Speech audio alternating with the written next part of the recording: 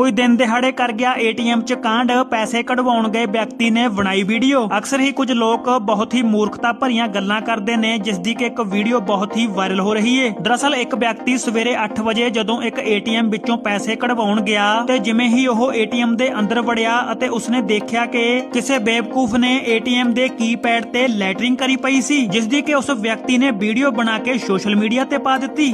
ਯਾਰ ਸਵੇਰੇ ਸਵੇਰੇ ਏਟੀਐਮ ਚੋਂ ਪੈਸੇ ਕਢਾਉਣ ਗਏ ਸੀਗੇ, ਅੱਗੇ ਜਾ ਕੇ ਦੇਖਿਆ ਲੈ ਕਿਸੇ ਮੂਰਖ ਬੰਦੇ ਦੇ ਕੰਮ ਦੇਖ ਲਓ, ਸਾਲਾ ਏਟੀਐਮ ਦੇ ਕੀਪੈਡ ਤੇ ਲੈਟਰਿੰਗ ਕਰ ਗਿਆ। ਕਿੰਨੇ ਗੰਦੇ ਲੋਕ ਨੇ, ਇਹਨੂੰ ਕਰੋ ਸ਼ੇਅਰ ਤੇ ਨਾਲੇ ਫੜਿਆ ਜਾਵੇ ਦੀ ਵੀਡੀਓ। ਸੋ ਕੁਝ ਲੋਕਾਂ ਦੇ ਦਿਮਾਗ ਸਿੱਧੇ ਪਾਸੇ ਨਹੀਂ ਸਗੋਂ ਪੁੱਠੇ ਪਾਸੇ ਜ਼ਿਆਦਾ ਚੱਲਦੇ ਨੇ ਅਤੇ ਇਹੋ ਜਿਹੀਆਂ ਮੂਰਖਤਾ ਭਰੀਆਂ ਹਰਕਤਾਂ ਕਰਦੇ ਨੇ, ਜਿਸ ਨਾਲ ਹੋਰ ਲੋਕਾਂ ਨੂੰ ਬਹੁਤ ਮੁਸ਼ਕਲਾਂ ਦਾ ਸਾਹਮਣਾ ਕਰਨਾ ਪੈਂਦਾ ਏ। ਸੋ ਪਤਾ ਨਹੀਂ ਲੋਕਾਂ ਨੂੰ ਇਹੋ ਜਿਹੀਆਂ ਕਰਤੂਤਾਂ ਕਰਕੇ ਮਿਲਦਾ ਕੀ ਏ। ਸੋ ਤੁਹਾਡੇ ਇਹੋ ਜਿਹੇ ਲੋਕਾਂ ਬਾਰੇ ਕੀ ਵਿਚਾਰ ਨੇ, ਕਮੈਂਟਾਂ ਵਿੱਚ ਜਰੂਰ ਦਿਓ। ਇਸ ਵੀਡੀਓ ਨੂੰ ਅੱਗੇ ਸ਼ੇਅਰ ਕਰਕੇ ਹੋਰ ਵੀਡੀਓ ਦੇਖਣ ਲਈ ਚੈਨਲ ਨੂੰ ਸਬਸਕ੍ਰਾਈਬ ਜਰੂਰ ਕਰੋ।